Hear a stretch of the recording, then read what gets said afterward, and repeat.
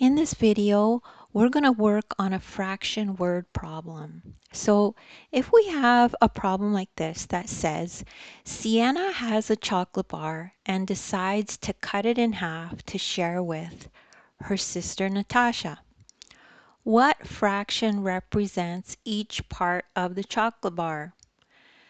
So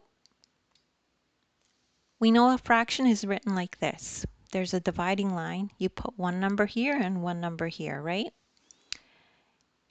And the first thing we need to know is what a fraction is. A fraction is a part of a whole, okay?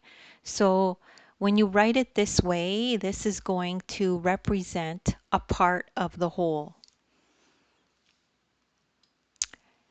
So the bottom of the fraction is the number of equal parts in the whole, which is called the denominator. And then the top of the fraction is the number of those equal parts you are talking about. It's called the numerator. So the whole chocolate bar is divided into 2 equal parts. So that means the denominator is 2, right? Because it's the number of equal parts in the whole. So then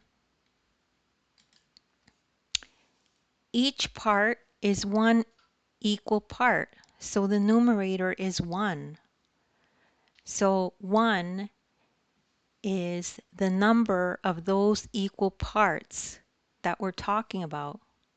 It's called the numerator. So if we were to write that in now, so we'll write in the numerator here, and then we'll put in the denominator here. So the fraction is 1/2. What fraction represents each part of the chocolate bar? So each fraction represents a half. It was cut in half, so each side is a half. And that's the answer.